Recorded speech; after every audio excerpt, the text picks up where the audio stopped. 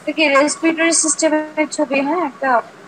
তো এখানে দেখেন, এখানে দেখা লাগবে না, আগে আমাকে বলেন যে রেসপিরেটরি সিস্টেমটা কি মনে হয়, এই জিনিসটা কি? শ্বসনতন্ত্র। হুম। আচ্ছা তাহলে এখন বলেন যে আহ শ্বসনতন্ত্র ঠিক আছে, এটার মধ্যে কি কি অর্গান নিয়ে ইয়া হয়, কি কি অর্গান থাকে সেটা বলেন আমাকে। মেইন ফুসফুস, লাংস। হুম। উপর থেকে আসেন আস্তে আস্তে, লাংস তো থাকবেই।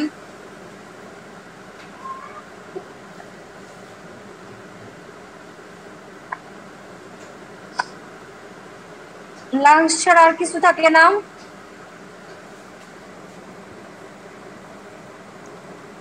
Ma'am, nasal cavity, trachea. এখানে যতখানি ছবি দেখতেছেন, যা যা ছবি আছে সবকিছুই আপনার রেসপিরেশনে সাহায্য করে। এই ছবিটাতে যতগুলি জিনিসের নাম আছে প্রত্যেকটাই হচ্ছে রেসপিরেশন করে। হ্যাঁ, কি মুরগি আপা? জি ম্যাম।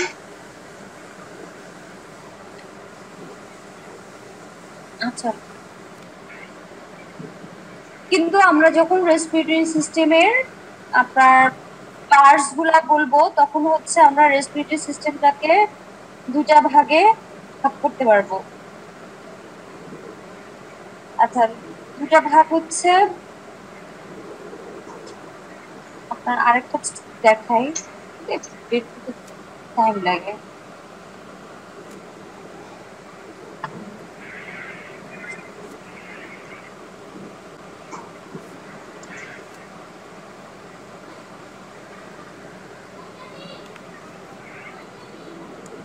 আপনার একটা হচ্ছে আপার রেসপিরেটরি ট্রাক্ট, আরেকটা কি বলবো হচ্ছে আমরা লোয়ার রেসপিরেটরি ট্রাক্ট।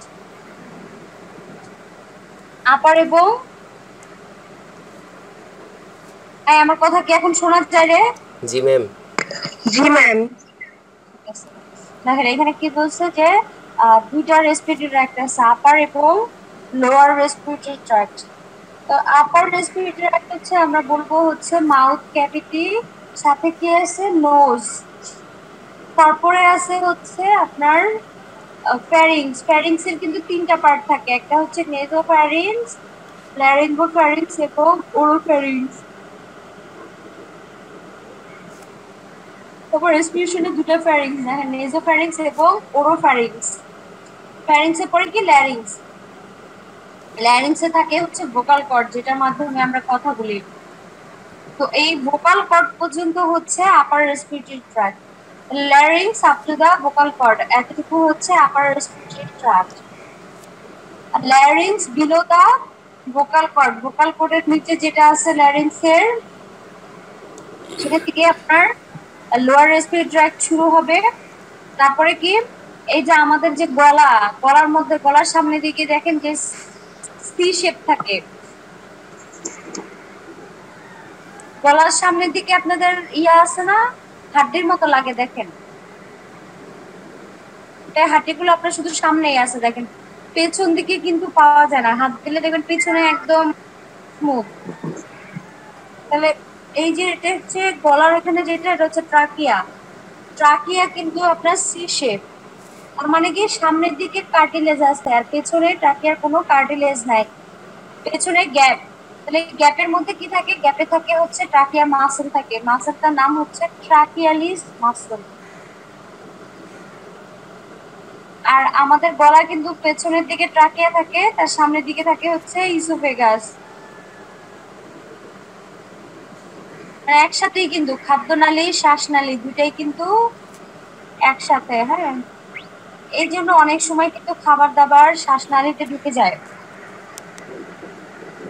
এর একটা টার্ম আছে, এমনি বলতেছে, এগুলো আপনাদের লাগবে না, আমি এমনি বলতেছে, স্যাটারডে নাইট পালসি একটা টার্ম আছে। এখানে কি হয়, ইউরোপিয়ানরা তো ধরেন আপনার স্যাটারডে নাইটে ওরা খুব পার্টি টার্টি করে, অনেক আমোদে থাকে। তো ওই সময় ওরা অনেক ড্রিঙ্কস করে, ড্রিঙ্কস করার সময় দেখা যায় যে ওই খাবার দাবার মানে বিশেষ করে ড্রিঙ্কস এর সাথে তো জানেনই, অ্যালকোহলের সাথে কিন্তু সবসময় ওরা ওরা মানে কি সবাই খায়, অ্যালকোহলের সাথে মিট খায়। তো ওই মিট খাওয়ার সময় যদি হাড্ডি টাড্ডি পড়ে অনেক সময় সে হাড় কি করে ইসোফেগাসে যাওয়ার পরিবর্তে আপনার ট্রাকিয়াতে চলে যায়। ট্রাকিয়াতে গেলেই বিপত্তিটা হয়, আপনার সব পুরা শ্বাস বন্ধ হয়ে যায়। যখন যদি ইমিডিয়েট মেজার না নেওয়া হয় তাহলে কিন্তু পেশেন্ট শেষ। ইমিডিয়েট মেজার কি জানেন? কিলানো, পিঠের মধ্যে কিলাইতে হবে, পজিশন আছে ওই পজিশনে রেখে কিল দিতে হবে, কিল আবার বেরিয়ে আসবে। আচ্ছা, কি যেন বলতেছিলাম, ট্রাকিয়া, তাহলে হাসতেছেন আমার জন্য? ও না, ট্রাকিয়াটা হচ্ছে, ট্রাকিয়া গেল, ওই ট্রাকিয়াটা গলার নিচের দিকে এসে আবার দুই ভাগ হয়ে যায়। দেখেন আপনারা হাত দিলে বুঝতে পারবেন, নিচের দিকে কিন্তু এই যে উপরের দিকে যেরকম হাড্ডির মতো লাগে, নিচের দিকে কিন্তু ওটা নাই। যদি আপনি কি চান, যেটাকে ক্লিঞ্চ করা বলি আমরা, ক্লিঞ্চ করলে দেখবেন কি দুই ভাগ হয়ে গেছে। বা ট্রাকিয়া কিন্তু ফিল করা যায়, বা ট্রাকিয়া ফিল করতে হবে হচ্ছে সবার ক্ষেত্রে আপনি ফিল করতে পারবেন না, যেসব পেশেন্টদের হচ্ছে সবারই করা যায় অবশ্য, কিন্তু একটা পজিশন আছে 45 ডিগ্রি অ্যাঙ্গেলে থাকতে হবে। 45 ডিগ্রি অ্যাঙ্গেলে থেকে ডিপ শ্বাস নিলে তখন ট্রাকিয়াটা ভিজিবল হয়, ট্রাকিয়াটা বোঝা যায়, হাত দিয়ে দিয়ে ফিল করা যায়। ট্রাকিয়াটা নিচের দিকে এসে, গলার নিচের দিকে এসে দুইটা ভাগ হয়, দুইটা ভাগ হয়ে কি তৈরি করে, দুইটা প্রিন্সিপাল ব্রঙ্কাস তৈরি করে, মেজর এবং মাইনর প্রিন্সিপাল ব্রঙ্কাস তৈরি হয়। তাহলে দুইটা ব্রঙ্কাস হলো, এই ব্রঙ্কাস গুলা ফার্দার আবার ছোট ছোট ভাগ হয়, ভাগ হয়ে কি তৈরি করে, ব্রঙ্কিউল। ব্রঙ্কিউলের মধ্যে আছে মেন্টাল ব্রঙ্কিউল, লোবার ব্রঙ্কিউল, তারপরে ব্রঙ্কিউলের একদম শেষের দিকে যেটা থাকে সেটাকে বলে টার্মিনাল ব্রঙ্কিউল। টার্মিনাল মানে কি শেষ, তাহলে শেষের দিকে যেটা থাকবে সেটা হচ্ছে টার্মিনাল ব্রঙ্কিউল। এই টার্মিনাল ব্রঙ্কিউলের পরে শুরু হয় হচ্ছে রেসপিরেটরি ব্রঙ্কিউল। রেসপিরেটরি ব্রঙ্কিউলের পরে হচ্ছে আপনার অ্যালভিউলার ডাক্ট। সবচেয়ে ছোট ছোট যে জিনিসগুলা থাকে থোকা থোকা, সেটাকে হচ্ছে অ্যালভিউলাই। এই অ্যালভিউলাই গুলা একটা ব্যাগের মতো থাকে, ব্যাগের মতো জায়গায় থাকে, সেটাকে বলে এয়ার স্যাক বা অ্যালভিউলার স্যাক। এবং এটার মাঝখানে যে ফাঁকাগুলা থাকে সেটা হচ্ছে অ্যাট্রিয়া, আর যেখান থেকে এই স্যাকটা শুরু হয় সেটা হচ্ছে অ্যালভিউলার ডাক্ট। বুঝতে পারছেন? জি ম্যাম। আচ্ছা, এখন এটা কিন্তু আপনাদের পড়তে হবে যে অর্গান গুলা কি কি। প্রত্যেকবার একটা একটা করে, আচ্ছা আপনারা কেউ বলতে পারবেন একটার পর একটা কিভাবে আনতে হবে, এরকম স্টপ না করে বারবার?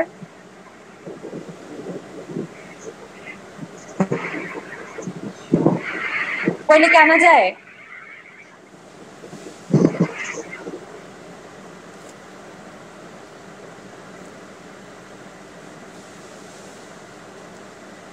এই আমার কথা শুনতেছেন? জি ম্যাম। জি ম্যাম। আনা যায় জানেন কেউ? না আমার ম্যাম। বের হতে হচ্ছে, বের হয়ে হয়ে আবার ছবি দেখাতে হচ্ছে, কিন্তু একবারে দেখানো যায় কিনা ল্যাপটপের মতো, জানেন কেউ?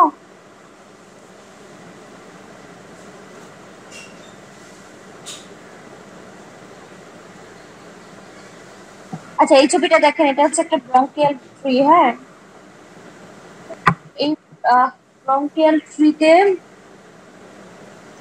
দেখছেন ফার্স্টে কি আছে, একটা ট্রাকিয়া দেখা যাচ্ছে। ট্রাকিয়া গুলা এই যে বললাম সি শেপ, সি শেপ, ওই যে কার্টিলেজ, কার্টিলেজ গুলোর পেছন দিকে কিন্তু ফাঁকা সি শেপ। হ্যাঁ, তারপরে কি আছে, ওগুলা দেখেন দুইটা ভাগ হয়েছে, নিচের দিকে এসে দুইটা ভাগ হয়ে কি হয়েছে, ব্রঙ্কাস হয়েছে। যেখানে ব্রঙ্কাই লেখা আছে, ব্রঙ্কাই মানেই হচ্ছে ব্রঙ্কাস।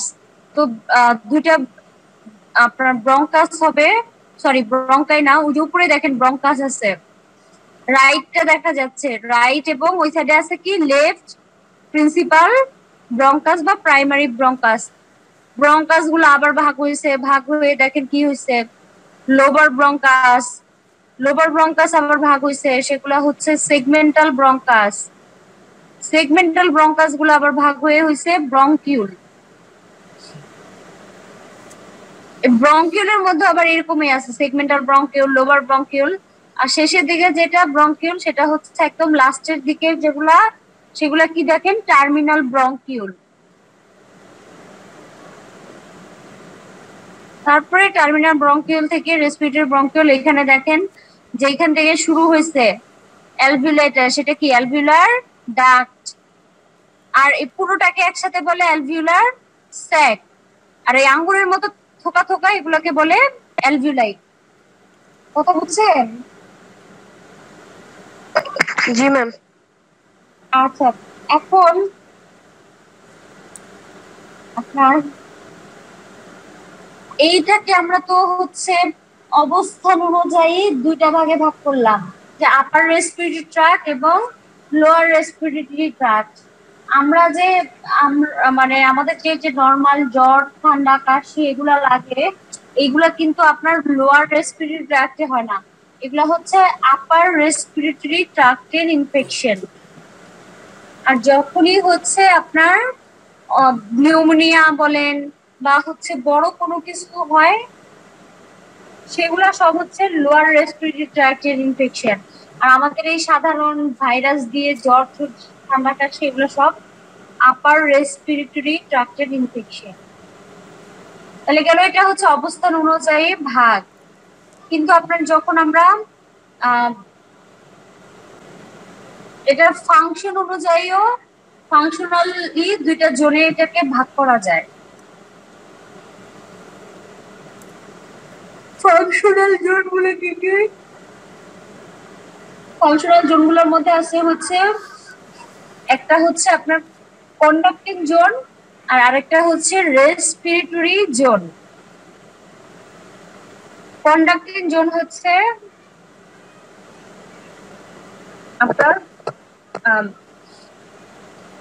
একদম নোজ থেকে শুরু করে, মানে ওরাল ক্যাভিটি থেকে শুরু করে পুরো টার্মিনাল ব্রঙ্কিউল পর্যন্ত, এই পর্যন্ত হচ্ছে কন্ডাক্টিং জোন।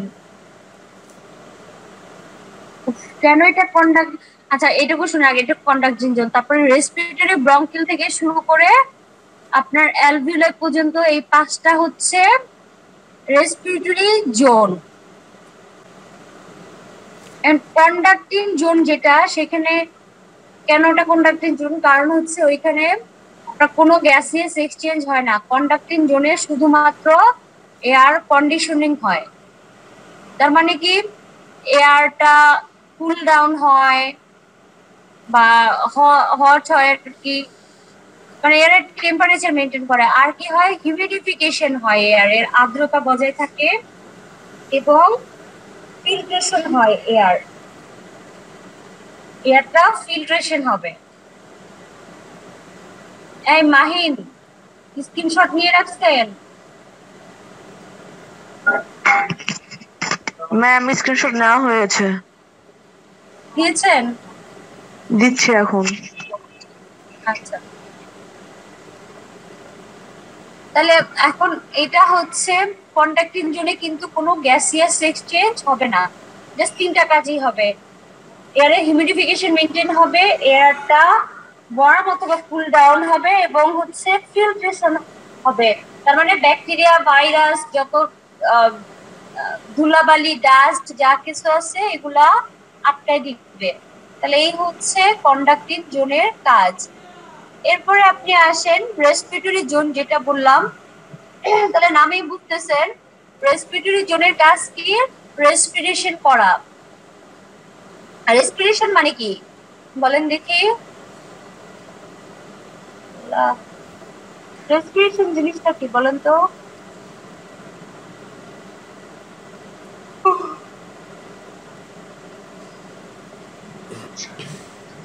কিরে, কেউ কিছু জানেন না রেসপিরেশন কি?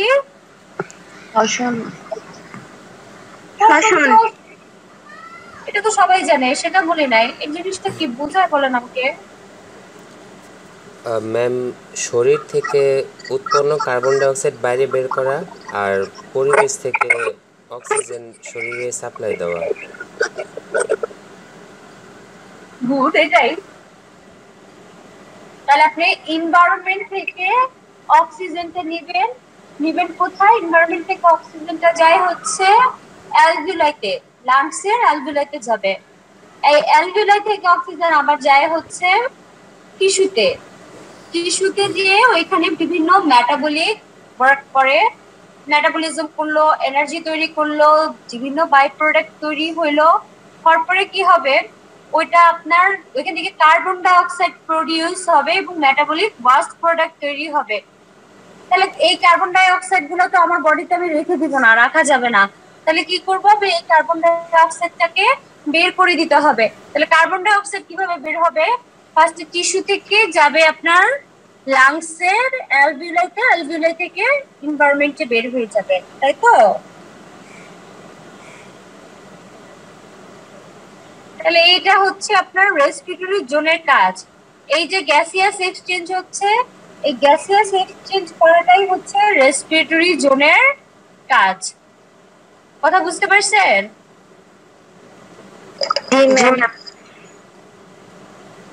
এখন এই রেসপিরেটরি জোনটা হচ্ছে আরেকটা নাম আছে রেসপিরেটরি জোনের, আরেকটা নাম হচ্ছে রেসপিরেটরি ইউনিট, মানে একক। আপনাকে যদি কেউ জিজ্ঞাসা করে রেসপিরেটরি সিস্টেমের একক কে, তাহলে আপনি বলবেন রেসপিরেটরি ইউনিট। এই রেসপিরেটরি ইউনিট কিন্তু এই পাঁচটা জিনিস, একটা জিনিস নাই, পাঁচটা জিনিস দিয়ে তৈরি হয়। তাহলে এই পাঁচটা জিনিস একসাথে রেসপিরেটরি ইউনিট। কথা বুঝতে পারছেন? পাঁচটা কি কি তাহলে? Respiratory bronchiole. রেসপিরেটরি ব্রঙ্কিউল কয়টা আছে আপনার? রেসপিরেটরি ব্রঙ্কিউল আছে হচ্ছে একটা। আর তারপর কি অ্যালভিওলার ডাক্ট। এরকম এই যে অ্যালভিওলার ডাক্ট দেখেন অনেকগুলি আছে, এমন অ্যালভিওলার ডাক্ট থাকে হচ্ছে 5টা থেকে 6টা। তারপরে কি অ্যাট্রিয়া, ফাঁকা জায়গাগুলো বললাম অ্যাট্রিয়া। এরপরে হচ্ছে অ্যালভিওলার স্যাক।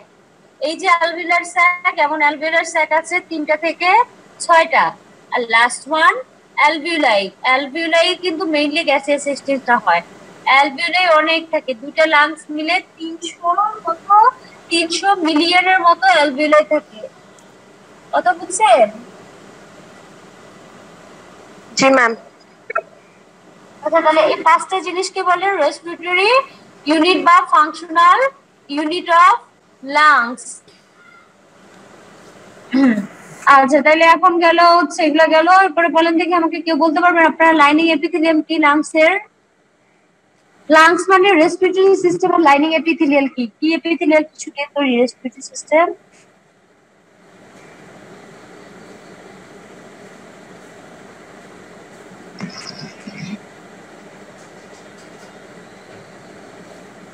অ্যানাটমিতে পড়েন না এপিথেলিয়াল টিস্যু?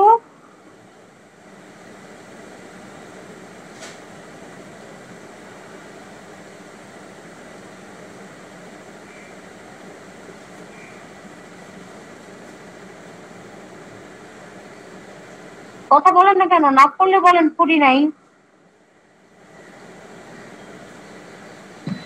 জি ম্যাম, পড়েছি। আচ্ছা, চিন্তা করেন লাংসে কিন্তু আপনার দুইটা কাজ হয়।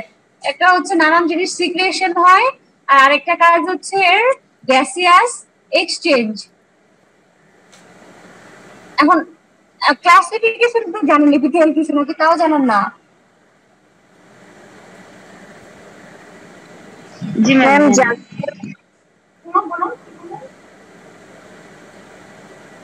জানেন? জি ম্যাম। আচ্ছা, তাহলে এপিথেলিয়াল টিস্যুর মধ্যে কি আছে? গ্ল্যান্ডুলার এবং কভারিং। কভারিং এর মধ্যে কি আছে? আবার কভারিং মধ্যে আছে, বলেন আপনারা বলেন কি আছে?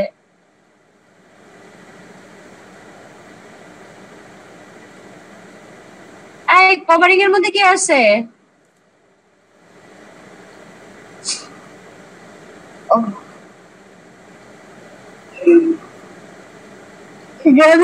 গাধা। কভারিং এর মধ্যে আছে ইউনিলেয়ার, মাল্টিলেয়ার। মাল্টিলেয়ারের মধ্যে কি আছে? Simple, complex. সিম্পলের মধ্যে আছে আবার স্কোয়ামাস। বলেন কি কি আছে সিম্পলের মধ্যে? কিছু পারে না। কলামনার এবং cuboidal. Squamous, columnar, cuboidal. Columnar cell তো লম্বা, তাই না? তাইলে আপনি বলেন আমাকে কলামনার সেলে কি ভালো হবে? কলামের মতো মানে লম্বা, পাশে কম কিন্তু লম্বায় বড়। তাহলে এখানে কোন কাজটা ভালো হবে?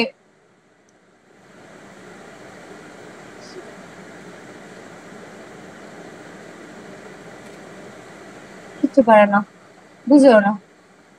শুনেন, যত জায়গাকে সিক্রেশন করার দরকার হয়, কোনো কিছু সিক্রেশন করার দরকার হয়, সেখানে সব সময় কলামনার থাকে, এপিথেলিয়াল টিস্যু থাকে কলামনার।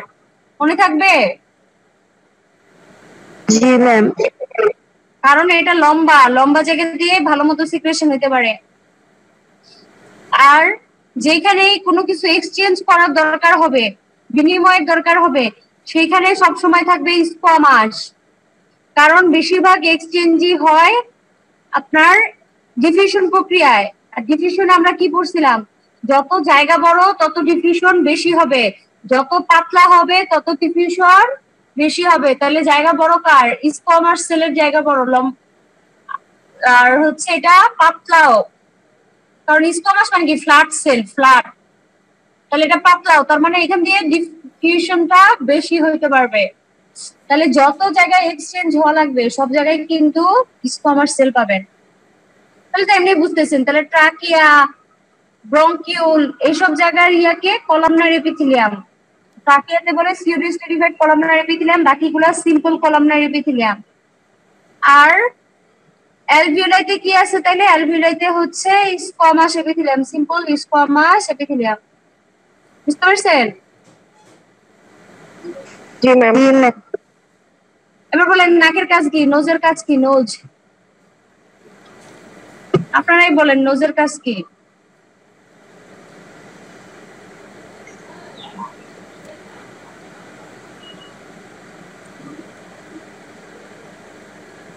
নোজের কাজ কি? ম্যাম বায়ু, অক্সিজেন হচ্ছে ভিতরে প্রবেশ করানো আর কার্বন ডাই অক্সাইড বের করা। ম্যাম বাতাস থেকে ধুলাবালি এগুলা অপসারণ করা।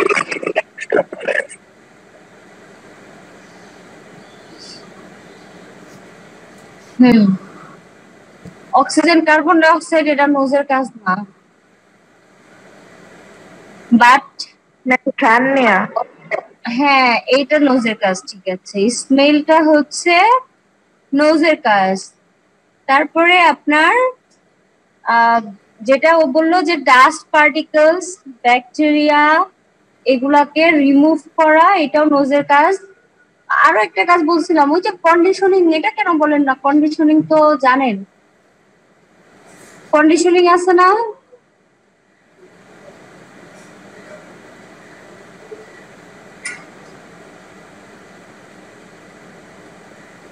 হ্যাঁ, আমার কথা শুনতেছেন? জি ম্যাম। এয়ার কন্ডিশনিং করবে না? তাহলে এয়ার কন্ডিশনিং মানে কি? এখানে এয়ারটা কুল ডাউন হয়, এছাড়া ময়েস্ট করবে, বাতাসটাকে হচ্ছে ময়েস্ট করবে।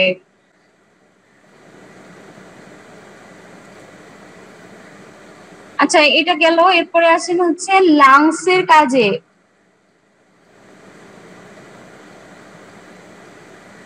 ফাংশন অফ লাংস, আপনারা বলেন লাংস এর কাজ কি কি হইতে পারে?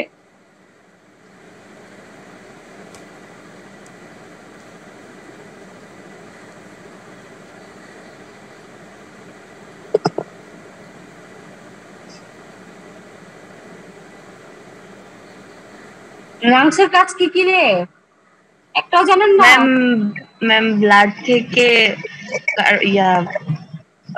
ব্লাডকে অক্সিজেন সরবরাহ করা। হ্যাঁ এটা তো জানার কথা, এটা তো মেইন কাজ। তাহলে অক্সিজেন এবং carbon die oxide exchange, gaseous exchange মানে রেসপিরেটরি ফাংশন, এটাই হচ্ছে ব্লাডের মেইন কাজ, হচ্ছে রেসপিরেটরি ফাংশন। তাহলে অক্সিজেন এই কার্বন ডাই অক্সাইড ক্যারি করবে। একটু আগেই বলছে অক্সিজেন কই থেকে যায়, লাংস থেকে টিস্যুতে যায় ইউটিলাইজেশনের জন্য, আর কার্বন ডাই অক্সাইড টিস্যু থেকে লাংসে আসবে, লাংসের অ্যালভিওলাই আসবে, অ্যালভিওলাই থেকে তারপরে বাইরে বের হয়ে যাবে, ইলিমিনেশনের জন্য আসে।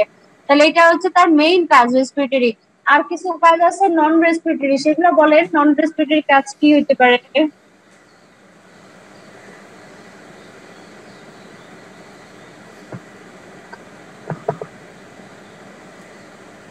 এই নন রেসপিরেটরি কাজ কি? Ma'am metabolism. দেখে দেখে বললে দিচ্ছেন তো মেটাবলিজম, নাহলে তো মেটাবলিজম বলতেন না। যেগুলা আপনারা জানেন সেগুলো বলতেন। ব্লাডে পড়ানোর সময় কয়েকবার বলছি।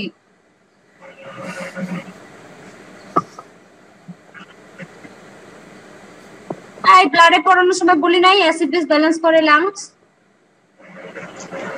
বলছিলাম অর্গানে কি কে অ্যাসিড বেস কে ব্যালেন্স করে? ব্লাড ব্যালেন্স করবে, ব্লাডে বাফার সিস্টেম আছে, লাংসে আছে এবং কিডনিতে আছে। ব্লাডের মধ্যে আবার হিমোগ্লোবিন আর প্লাজমা প্রোটিন করে। হ্যাঁ, আর কে? লাংস এবং কিডনি, এই তিন জায়গায় তাহলে ব্লাড বাফার তিন জায়গায় বাফার আছে, তার মানে এরা অ্যাসিড বেস কে ব্যালেন্স করবে। এছাড়া বডি টেম্পারেচার রেগুলেট করে। বডি টেম্পারেচার একে কোথা? ব্লাড, এই লাংস, তারপরে স্কিন, এরা বডি টেম্পারেচার রেগুলেট করে। হরমোন আছে কিছু। আর কি করে? ওয়াটার ব্যালেন্স করে। ওয়াটার একা ব্যালেন্স হয় না, ওয়াটারের সাথে ইলেকট্রোলাইটও ব্যালেন্স হয়। ওয়াটার অ্যান্ড ইলেকট্রোলাইট ব্যালেন্স হয়। তাহলে এই যে ওয়াটার ব্যালেন্স করে, ওয়াটার ব্যালেন্সের মধ্যে তখনও বলছিলাম এটার মধ্যে কে কে করে ওয়াটার ব্যালেন্স? হ্যাঁ, এটার মধ্যে আছে হচ্ছে ব্লাড করবে, তারপরে আপনার কিডনি করবে, লাংস করবে, স্কিন করবে। তাহলে এই জিনিসগুলা হচ্ছে ওয়াটার ব্যালেন্স করে এই অর্গানগুলা। আচ্ছা, তারপরে আর কি হবে এখানে? আর হবে হচ্ছে একটু আগে যে মেটাবলিজম বলছেন, মেটাবলিক ফাংশন হবে। কিভাবে হবে? এই যে অক্সিজেন আমরা ক্যারি করতেছি, এই অক্সিজেন গুলা কিন্তু আপনার কি বলে এটাকে, বিভিন্ন মেটাবলিজমে দরকার হয়। তাহলে এই অক্সিজেন গুলা মেটাবলিজমের এসেনশিয়াল কম্পোনেন্ট। তাহলে এই মেটাবলিজম হইলো, মেটাবলিজম হওয়ার ফলে একটু আগে বলছি মেটাবলিক ওয়াস্ট প্রোডাক্ট তৈরি হয় ওই জায়গায়। যে ওয়াস্ট প্রোডাক্টটা তৈরি হবে সেটাকেও আপনার বের করে দিতে হবে। তাহলে এই যে এলিমিনেশন হয় ওয়াস্ট প্রোডাক্ট গুলা, যেমন হচ্ছে অ্যামোনিয়া, কিটোন বডি, অ্যালকোহল, তাহলে এইগুলাকে হচ্ছে বাইরে বের করে দিবে লাংস। তাছাড়া কি করে? লাংস হোমোস্টেসিস মেনটেন করে। আপনি আল্লাহ দুনিয়াতে সব জায়গায় লিখে দিতে পারেন হোমোস্টেসিস, সবাই হোমোস্টেসিস মেনটেন করে। তারপর আর কি করবে? সার্কুলেশনে হেল্প করবে, ব্লাড এবং লিম্ফের সার্কুলেশনে সাহায্য করে। এই লাংসে এসে কি হয়? এরা লাংসে এসে ফিল্ট্রেশন হয়, মানে বিশুদ্ধকরণ হয় আর কি। তাছাড়া এখানে বিভিন্ন হরমোন তৈরি হয় আর একটা এনজাইমও তৈরি হয়, সিক্রেশন হয়। এনজাইমটার নাম কি? Angiotensin converting enzyme. এটা মনে রাখবেন, অ্যানজিওটেনসিন কনভার্টিং এনজাইম এখানে সিক্রেট হয়। তাহলে এগুলো হচ্ছে লাংসের কাজ।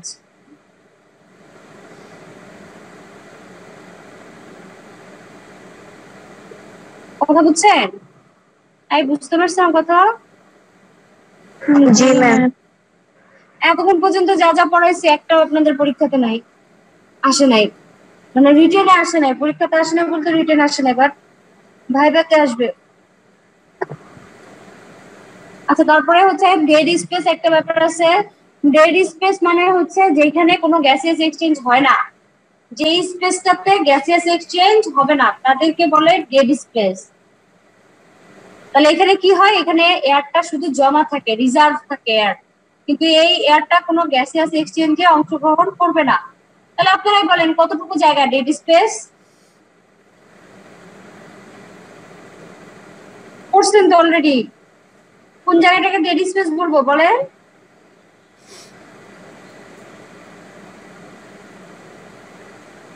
আই গরুগুলা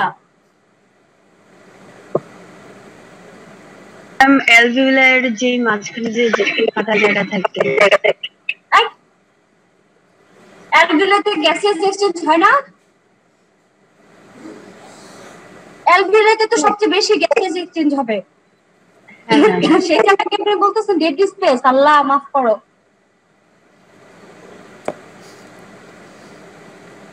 একজনের মাথাও কিছু আসে না, কেমন বোকা আপনার আল্লাহ। তো কালকে তো ওটিদের পড়াইলাম, ওরা তো ঠিকই বলতে পারছে ডেড স্পেস কোন জায়গা ছিল না।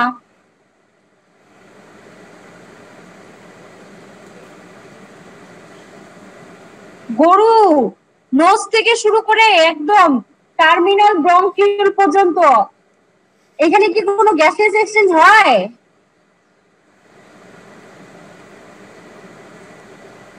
কি বলছি হয় না ম্যাম। তাহলে কি এখানে যে গ্যাসেস এক্সচেঞ্জ হয় না, এখানে বাতাস আছে না, তাহলে এই বাতাসগুলো কোনো গ্যাসেস এক্সচেঞ্জে অংশগ্রহণ করতেছে না, তাহলে নোজ থেকে টার্মিনাল ব্রঙ্কিউল পর্যন্ত এই জায়গা হচ্ছে ডেড স্পেস। কথা বুঝছেন?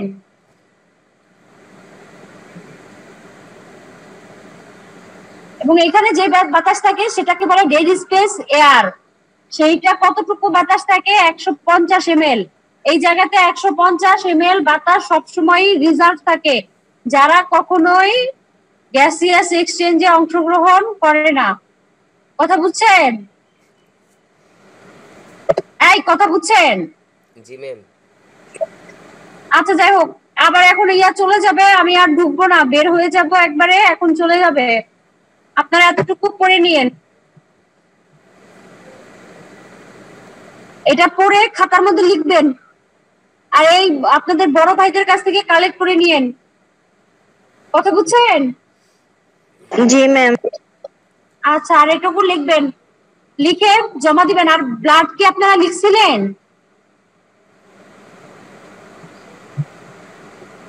ব্লাড কি আপনারা শিট করছেন? জি ম্যাম। জি ম্যাম। এটা কি জমা দিয়েছেন গ্রুপে? ম্যাম না ম্যাম। কি বলে দিছেন না দেন নাই? না ম্যাম। এটা জমা দিবেন, লিখছেন ওটা জমা দিয়ে দিবেন। এই সপ্তাহের মধ্যে ব্লাডের কোশ্চেন, ব্লাডের শিটের ছবি তুলে দিবেন গ্রুপে। বুঝতে পারছেন আমার কথা? আচ্ছা ম্যাম। আচ্ছা, আর এটা শিট কালেক্ট করে নিয়েন, তাহলে নেক্সট ক্লাসে আবার দেখা হবে, মানে কথা হবে। যাই হোক, ভালো থাকেন আপনারা। ঠিক আছে, বের হয়ে গেলাম। ম্যাম আসসালামু আলাইকুম। ওয়ালাইকুম আসসালাম।